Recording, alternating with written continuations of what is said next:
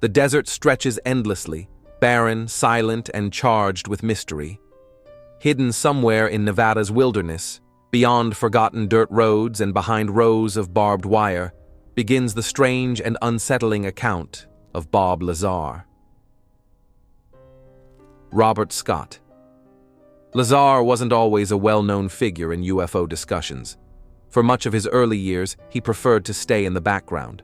Born on January 26, 1959, and raised in Coral Gables, Florida, Bob described himself as a tinkerer, developing a fascination with gadgets and machines from an early age. Rockets, electronics, lasers. If it sparked, exploded, or had wires, Lazar was drawn to it. By the early 1980s, he had moved west and eventually settled in Las Vegas. There, he claimed employment as a physicist at Los Alamos National Laboratory, working on secretive projects. Records from Los Alamos remain unclear. Some say he never worked there, while others suggest he was present through a subcontract. What is certain is that Lazar soon became the center of one of the most debated claims in UFO history. In 1989, he stepped into the public eye. Appearing on a Las Vegas TV broadcast under the alias Dennis, his face hidden in shadows, Lazar made a shocking statement. He alleged that he had worked on alien spacecraft at a site known only as S4, a covert installation near the infamous Area 51. According to him, the U.S. government possessed 9 extraterrestrial vehicles, 9 flying discs of unknown origin, stored inside hangars carved into the mountainside of S4. His assignment, Lazar claimed, was to help reverse engineer one of their propulsion systems. This propulsion technology, he said, was unlike anything within human science. It relied on a mysterious element called Element 115, a substance not naturally found on Earth. This element supposedly generated gravity waves, bending space-time itself and allowing the craft to move instantaneously from one location to another. To casual viewers, Lazar didn't appear frantic or delusional. He was calm, articulate, and spoke with precision. He described the saucer's mechanics, the base's structure, and even biometric security scanners, technology that would only become common decades later. Critics, however, targeted his credibility. His alleged academic history, degrees from Caltech and MIT, appeared missing. No diplomas, no yearbook entries, no enrollment records. Lazar insisted the government had erased these traces to discredit him. Whether this was cover-up or fabrication, the uncertainty only deepened the mystery. Even more intriguing were the specifics he gave about S4. Situated south of Groom Lake near Papoose Lake, the facility was said to be embedded in the mountain. Each saucer had its own hangar, the massive doors camouflaged to resemble natural rock formations. Lazar described the craft he studied as having a smooth metallic surface, cold, seamless, almost liquid-like. He recalled reading classified briefings asserting that the beings behind these vehicles originated from the Zeta Reticuli star system, more than 39 light-years away. According to these documents, the U.S. government had been in possession of alien material since the late 1940s. Some dismiss Lazar as a fabricator seeking fame, while others argue he was used in a government disinformation program. Regardless, his testimony reignited worldwide fascination with Area 51 and UFO secrecy. He presented technical details that were hard to ignore. Over the years, certain elements of his account, such as the mention of a concealed facility near Papoose Lake, have quietly gained support through satellite imagery and independent investigations. But the question remains, who was Bob Lazar really? Was he a whistleblower, a scientist who saw too much, or something else entirely? As we venture deeper, let's follow Lazar into the desert, beyond checkpoints and cameras, into the darkness of S4, where the unbelievable might just be real. The path to S4, Lazar recalled, felt like entering another realm. After rigorous background checks, lie detector tests, and security approvals, he was transported in a bus with covered windows from Groom Lake to the base. The route was hidden. Only those already familiar could trace it. Lazar remembered his first glimpse of the hangars. They looked like part of the mountain, he said, camouflaged, blended seamlessly into the landscape. The bay doors opened silently, and inside he saw something that altered his life forever. 9 craft, each with unique shapes and designs. Some matched the classic image of flying saucers, others appeared angular and organic, defying standard engineering. The one he worked on was nicknamed the Sport Model, sleek, compact, metallic, faintly shimmering as if bending light itself. Resting on its landing gear at the center of the hangar, it had no rivets, seams, or bolts, nothing resembling human construction. When Lazar first approached it, the surface felt cold and smooth, lighter than steel.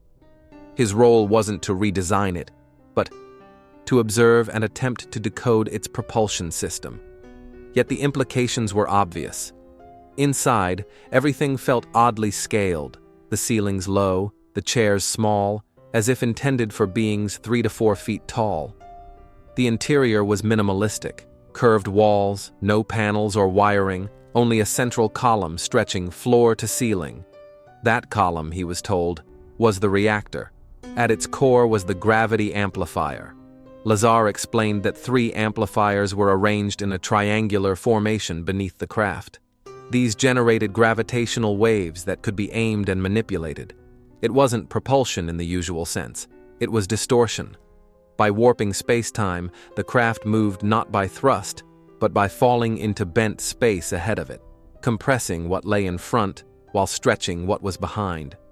The result, silent, instantaneous travel. The reactor that powered this was fueled by element 115. At that time, the element didn't exist on the periodic table. Lazar claimed it was stable in the form found in the craft, producing immense power without radiation or cooling systems. Bombarded within the reactor, it released anti-gravitational energy. That energy, guided through wave channels, fed the amplifiers beneath the craft. Lazar admitted he never fully grasped the system. It was centuries beyond human science. Research teams were isolated from one another. He never met those studying the craft's materials or control mechanisms. This compartmentalization bred paranoia. Armed guards patrolled hallways. Conversations were monitored. Workers were warned never to talk outside the facility. Punishments for breaking protocol were severe. One day, Lazar claimed he witnessed a live test. The Sport Model rose silently into the air, hovered, then zipped away at impossible angles, fluid, effortless, alive. No roar, no exhaust, only a faint chest-deep vibration, like a hidden hum. Watching it, Lazar realized this wasn't foreign tech from another country. It was something non-human. Over time, his knowledge grew, but so did his unease. Helicopters lingered near his home. Strange cars with darkened windows appeared on his street. Even speaking to his wife felt dangerous. Eventually, he made a risky choice. He brought friends into the desert. Their destination was a vantage point overlooking Papoose Lake, just south of the Groom Lake complex, the very place where Lazar claimed test flights of alien craft were conducted regularly. He chose a Wednesday night for a reason. According to Lazar, the tests typically occurred midweek, under cover of night, when curious eyes were scarce. Armed with camcorders and binoculars, the group settled in, hidden by darkness. Then they witnessed it.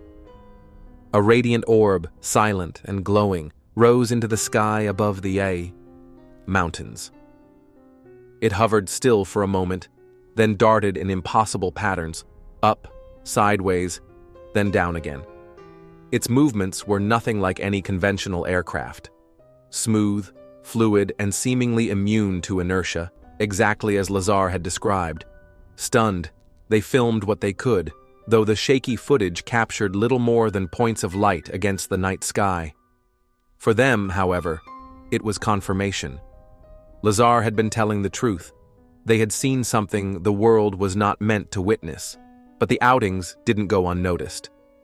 On another visit, they were intercepted. Armed military personnel emerged from the shadows, detaining them immediately. Their names were recorded, their equipment seized. Lazar was taken in for questioning. Officials confronted him with transcripts of his private phone calls, proof his communications had been monitored. He was sternly warned never to return. The message was unmistakable. His role at S4 was finished. Yet the surveillance persisted. He was followed, threatened, harassed. In those tense days, Lazar made a critical decision. If the government intended to silence him, he would speak first, loudly, publicly, and without hesitation. That's when he contacted George Knapp, an investigative journalist at KLAS in Las Vegas. Knapp was known for pursuing unusual stories, but nothing could have prepared him for Lazar's revelations. In a televised interview that would make headlines worldwide, Lazar appeared with his identity concealed, face shadowed, voice altered. He disclosed everything: S4, the craft, the gravity-driven propulsion systems, Element 115, and the strict compartmentalization of the project. Overnight, Area 51 became a household name. The interview spread like wildfire. UFO researchers hailed him as a whistleblower. Skeptics dismissed him as a fraud. But the public conversation had shifted. People who had never heard of S4 or Groom Lake were now asking questions. In the following months, Lazar gave more interviews. With his identity eventually revealed, he remained calm, rarely wavering in his accounts. While many of his claims could not be verified, some began to gain credibility. A striking example was the hand scanner Lazar described, a device at S4 that verified identity by measuring bone length in the hand. At the time, it sounded absurd, yet years later, photographs surfaced of the exact same device in use at military facilities. It was a small vindication, but a significant one. Then came the matter of Element 115. When Lazar first spoke of it in 1989, the element had not yet been discovered. But in 2003, scientists in Russia and the US synthesized moscovium, an element with atomic number 115. It was unstable, lasting mere milliseconds. Lazar, however, insisted that the variant used in the craft was a stable isotope, something modern science had yet to reproduce. Coincidence or corroboration, the discovery gave his claims an eerie new weight. Still, Lazar never sought celebrity. He withdrew from the spotlight, opening a small business selling scientific equipment. He declined most interviews, citing safety concerns and the heavy toll of publicity. For decades, he remained largely silent, but the legend of S4 only grew. Researchers, truth seekers, and filmmakers continued to dig. And across Nevada's desert, a haunting quiet persisted, like whispers of secrets buried beneath the mountains, tied to a man who claimed to have seen beyond the veil. They gathered outside Las Vegas and drove into the desolate Nevada test range, only miles from the edge of restricted government territory. Lazar knew the schedule. Test flights, he said, typically happened on Wednesday nights, hidden by darkness. They parked on a dirt trail overlooking Groom Lake. Equipped with telescopes, night vision gear, and cameras, they waited anxiously. What they saw, Lazar claimed, confirmed everything. High above the desert, a glowing orb appeared. It hovered, pulsed, then shot across the sky at incredible speed, far beyond any known aircraft. It stopped abruptly, changed direction instantly, then vanished in a blink. The maneuvers seemed to mock the very laws of physics. Lazar whispered to his companions, "That's it." That's the sport model they watched in awe as the light returned several more times that night. It never made a sound. Over the next 2 weeks, they returned twice more. Each time they saw the same phenomenon: silent, gravity-defying motion. But on the third trip, everything changed. Shortly after setting up their cameras, Lazar noticed faint lights in the distance. Vehicles. Within minutes, the area was flooded with spotlights. Security forces had caught them. The group was detained and questioned. IDs were taken, film confiscated. No arrests were made, but the warning was clear. stop watching. The next day, Lazar's clearance was revoked. His badge no longer opened doors at S4. He was taken into an interrogation room where officials presented transcripts of his phone conversations. They had been listening all along. He was accused of jeopardizing national security, endangering lives, and warned that any further disclosure would bring severe consequences. Angry and frightened, Lazar realized he had become a liability. If he stayed silent, he feared he might disappear altogether. So he made his move. He reached out to George Knapp again, this time revealing everything about S4, the saucers, and Element 115. At first, he remained anonymous under the alias Dennis. But soon, he went fully public. In May 1989, the interview aired, sending shockwaves across the globe. Here was a man, calm and articulate, claiming first-hand knowledge of extraterrestrial technology hidden under government control. UFO believers celebrated, skeptics tore into him. Either way, Bob Lazar's name was now forever linked to Area 51. In the days that followed, his life unraveled. He received threats. His reputation was attacked. Journalists camped outside his home. Friends drifted away. Still, he didn't retract a word. He admitted his story would be doubted, his academic background unverifiable, his employment history at Los Alamos contested. Yet Lazar stood firm. He insisted the truth had been buried, and that he had nothing to gain by fabricating his tale. Over time, fragments of his story found validation. The hand scanner, once ridiculed, later confirmed. Element 115, once hypothetical, eventually synthesized. But Lazar never returned to S4. He moved on, running a scientific supply business and avoiding the spotlight. But the shadow of what he claimed to have witnessed never left him. For believers, he had already said enough to suggest humanity was not alone, and that the desert held secrets far stranger than most dared imagine. Chapter 4: The Fallout and the Doubt. When Bob Lazar stepped into public view in 1989, he expected skepticism. What he didn't anticipate was how thoroughly his life would be dismantled. Journalists, critics, and government agents dug relentlessly, eager to expose him as a fraud. Their first target, his education. Lazar claimed degrees from MIT and Caltech, but investigators found no records, no transcripts, no yearbooks, no student rosters. It was as if he had never attended at all. Lazar argued his records were deliberately erased as part of a cover-up. He also pointed to missing employment documents from Los Alamos as further proof. Yet evidence surfaced suggesting some involvement, his name listed in a 1982 Los Alamos phone directory and a newspaper photo showing him working with particle accelerators. These breadcrumbs implied he had at least been engaged in scientific work. Still, skeptics seized on the gaps, suggesting Lazar had been a technician at best, or a community college student rather than an MIT graduate. Slowly, the narrative was chipped away. Then came legal troubles. In the early 1990s, Lazar was arrested for assisting a prostitution operation.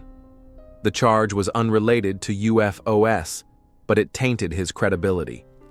To the public, the eccentric UFO scientist now had a criminal record, a blow many saw as the final nail in the coffin. Yet for others, it only reinforced their suspicions. They argued Lazar was being targeted, harassed, punished for speaking out. His run-ins with the law, they claimed, were orchestrated to destroy his reputation. To some, he was not a fraud, but a truth-teller under attack. As years passed, Lazar retreated from public life. He relocated to Michigan, then back to Nevada, running United Nuclear, a small scientific supply company. He gave few interviews, and when he did, his story never changed. In a rare statement, Lazar said, "I'm not here to convince anyone. I'm not writing a book.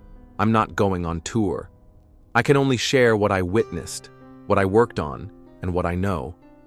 There was an unusual sense of honesty in his words. steady, composed, unwavering. For believers, that composure was proof of authenticity. For skeptics, it was the polished act of a skilled deceiver. In 2018, almost 30 years after his original testimony, Lazar stepped back into the spotlight. This time, it was through the documentary Bob Lazar, Area 51 and Flying Saucers, directed by Jeremy Corbell. The film rekindled curiosity in his story, introducing Lazar to a fresh wave of UFO enthusiasts. While the documentary didn't present new hard evidence, it portrayed Lazar as a man permanently shaped by his past. He appeared tired, cautious, and fiercely private. Corbell labeled him the reluctant informant, not someone chasing fame, but rather a man weighed down by information he never asked to carry. In the film, Lazar described one of the most terrifying nights of his life.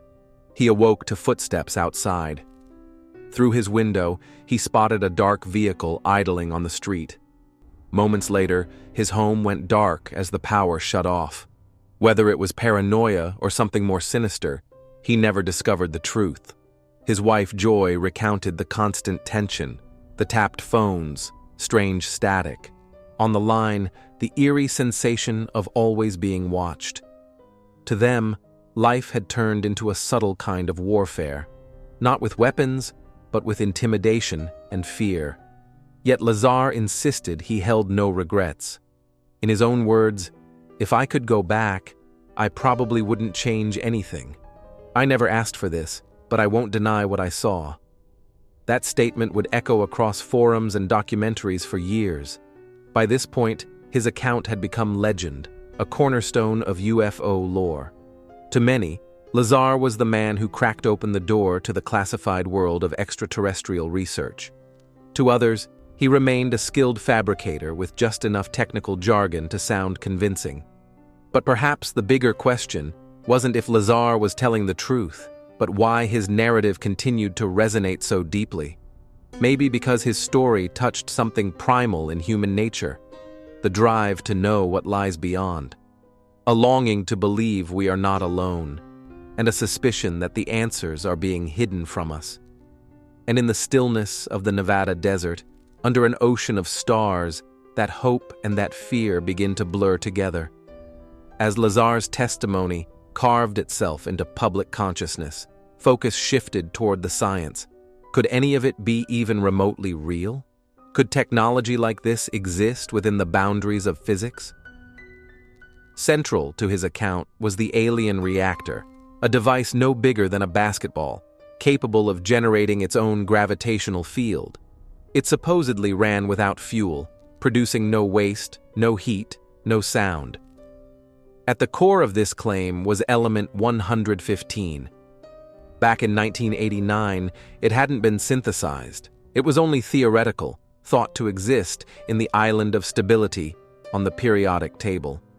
Lazar asserted that this element fueled the craft's gravity amplifiers, spherical units that warped space itself, enabling the saucer to traverse vast distances. According to him, the reactor formed a distortion bubble, a gravitational lens that pulled the craft forward. It wasn't traditional propulsion, it altered the environment around it. The craft didn't travel, it fell through folded space. The implications were staggering. At S4 demonstrations, Lazar said he watched the craft hover smoothly. When powered, it produced a low vibration and faint illumination. He was told that only select humans, with specific neurological traits, could operate it. The interface, Lazar claimed, was as much mental as physical. Unlike engines based on combustion or electromagnetism, this was gravity-based, something science still deems unattainable. But Lazar swore it functioned. He had seen it himself. In 2003, Russian scientists finally synthesized element 115, dubbed moscovium. But it decayed in milliseconds, unstable and useless. Skeptics seized on this as proof Lazar's story was fabricated. How could a stable version power anything if it couldn't exist?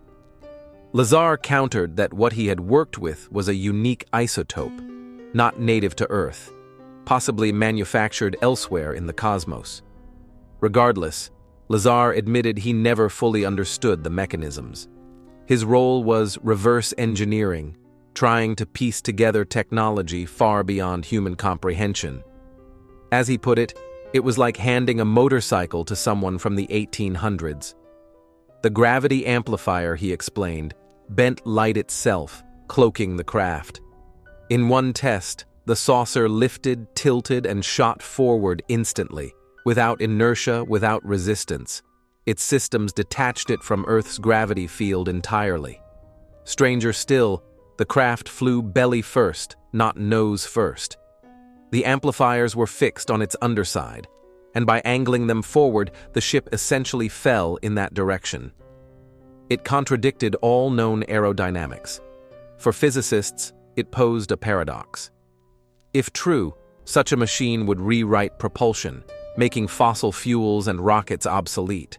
And if scalable, it could enable interstellar travel. Yet humanity has never created a usable gravitational field. Even with Einstein's theories and the study of gravitational waves, it remains beyond our reach. Still, Lazar described it with quiet confidence. He sketched diagrams of amplifiers, reactors, and waveguides, insisting the craft bent both space and time. Critics accused him of technobabble, clever jargon masking a lack of proof. But others sensed authenticity, hearing the tone of a man humbled by what he'd seen. His testimony inspired not just curiosity, but experimentation. Engineers, researchers, and fringe scientists began exploring ideas like inertial dampening, exotic matter, and gravitational shielding. Lazar, whether genuine or not, had planted a seed. And that seed continued to grow, in basements, in labs, in imaginations, shaping the belief that perhaps humanity is only scratching the surface of what is possible. As the shock of Lazar's revelations settled, the world began responding. Not explosively, but with ripples, subtle and far-reaching. Ripples that spread through government agencies, scientific circles, conspiracy forums, and late-night radio shows. The first reaction came from the media. Local outlets initially painted him as a curiosity, a peculiar whistleblower with an unbelievable tale. But as national attention grew, so did criticism. Mainstream coverage often portrayed him as delusional or opportunistic. His lack of formal records didn't help. Yet cracks appeared, colleagues who refused to speak, records that once existed but vanished, security details Lazar described with uncanny accuracy. These weren't random guesses. They hinted at insider knowledge. Next came the scientists. Physicists, astronomers, and engineers were divided. Many dismissed him, pointing to the impossibility of gravity manipulation and faster-than-light travel. But a smaller faction adopted a different stance, not outright belief, but curiosity. What if, they wondered, his claims aligned with theoretical physics concepts like wormholes, space-time curvature, and gravitational lensing? Within UFO circles, however, Lazar was revered. Conferences quoted him endlessly. Amateur analysts drafted maps of S4. Hobbyists modeled gravity amplifiers in 3D.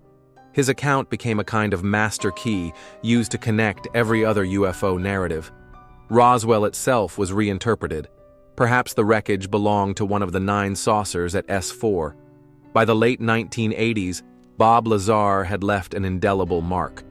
His testimony about S4 created a framework, one that seemed to explain decades of strange anomalies in the skies. The US government never confirmed his claims, but it never fully denied them either. In the world of black budget programs, silence often speaks louder than words. Decades later, in 2017, the New York Times published a bombshell. The Pentagon had secretly funded AATIP, a program dedicated to studying unidentified aerial phenomena. Suddenly, Lazar didn't sound so far-fetched. Videos released by the Department of Defense showed Navy pilots encountering craft that defied physics. Instant acceleration, impossible maneuvers, no visible propulsion. It was everything Lazar had described 30 years earlier. Public interest exploded. UFOs, now rebranded as UAPs, were no longer taboo. And in the middle of this resurgence, Lazar's name resurfaced across podcasts, documentaries, and online forums. Was he the first great whistleblower, or just a lucky fabricator whose predictions aged well? Opinions were sharply divided. In 2018, filmmaker Jeremy Corbell introduced Lazar to a new generation. This wasn't the wide-eyed young man of 1989. It was someone older, tired, yet still unshaken. At the same time, former officials like Luis Elizondo and Christopher Mellon began hinting that the U.S. government did, in fact, possess materials of unknown origin. Not the full S4 bombshell, but close enough to keep Lazar's story alive. Over time, his role shifted, from crackpot to cult figure to something more complex, an enduring mystery. He never cashed in. No book deals, no convention tours, no merchandise. Instead, he ran a scientific supply shop. And yet, his life was shadowed by scrutiny. Constant inspections, delayed shipments, strange surveillance. Enough to unsettle, but never enough to silence him. When asked if he feared for his life, Lazar answered with quiet finality, "Not anymore. At first, yes. But then you realize you're just a small piece of a very large puzzle. They don't need to eliminate you, they just need to discredit you." And that, perhaps, was the most striking part. His consistency. For decades, he never altered his story, never retracted it, never embellished. In a world full of frauds and shifting claims, that consistency became his badge of honor. When Corbell's documentary premiered, Lazar looked uneasy on stage, his hands trembling as he repeated the same story he had told in 1989. No new revelations, no sensational twists. Just the same S4, the same saucers, the same impossible reactor. But in that repetition, there was power. Bob Lazar was no longer just a controversial figure. He had become a fixture of modern UFO folklore. People traveled across the country just to meet him. Some cried, some thanked him. He never seemed to know what to do with the attention. He would nod politely, then return to his work, measuring powders and packing shipments. Yet whenever someone asked, "Do you still think about S4?" his answer never changed. Every day. By the 2020s, the world around him began to shift. UAPs were now openly discussed by Congress, NASA, and the Pentagon. Testimonies emerged. Former officials spoke publicly. The silence that once smothered the subject was breaking apart, and while Lazar never campaigned for validation, he couldn't ignore how closely the official conversations mirrored what he had said back in 1989. He never tried to return to S4. When asked why, his answer was simple: "I wouldn't get close. Not again." But he carried the memories with him. The hangar layouts, the glowing craft, the bending of light around a gravity